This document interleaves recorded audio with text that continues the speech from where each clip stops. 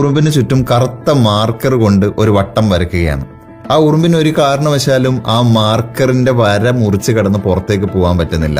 ഉറുമ്പ് ആ വട്ടത്തിന്റെ അരികിലൂടെ താൻ പുറത്തു കിടക്കാനാവാത്ത വിധം കുടുങ്ങിയെന്ന് വിശ്വസിച്ചുകൊണ്ട് ഇങ്ങനെ ഓടി നടക്കുകയാണ്. ഒരുപക്ഷെ കുട്ടിക്കാലത്ത് നമ്മളും ഇതുപോലുള്ള പരീക്ഷണങ്ങൾ നടത്തി നോക്കിയിട്ടുണ്ട്. ഇങ്ങനെയുള്ള ചെറിയ ജീവികളുടെ മുന്നിൽ ഇതുപോലൊരു വര വരച്ചാൽ ആ വര മുറിച്ച് കടക്കാതെ മറ്റു വഴിയെടുത്ത് ആ ജീവികൾ പോകുന്നത് കാണാം.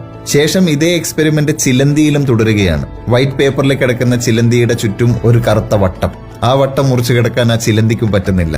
പിന്നീട് ആ വൃത്തത്തിന്റെ അകത്ത് വീണ്ടും വീണ്ടും വൃത്തങ്ങൾ ഇങ്ങനെ വരച്ച് വരച്ച് വരച്ച് ആ വൃത്തത്തിന്റെ അളവ് ചെറുതാക്കി കൊണ്ടുവരികയാണ്. ഇപ്പോ ആ ചെറിയ വൃത്തത്തിനുള്ളിൽ ചിലന്തി ഒന്ന് അനങ്ങാൻ പോലും പറ്റാതെ കംപ്ലീറ്റ്ലി ട്രാപ്പായി. അതിനിടയിൽ വളരെ തൊട്ടടുത്തായി വരച്ച ഈ സർക്കിളിന്റെ വര അറിയാതെ ഈ ചിലന്തി ഒന്ന് മുറിച്ച് കടന്നു പോവുകയാണ്. അതിനുശേഷമാണ് അത്ഭുതം സംഭവിക്കുന്നത്. പിന്നീട് ഒരിക്കലും വരകൾ ആ ചിലന്തിക്കൊരു തടസ്സമാകുന്നില്ല.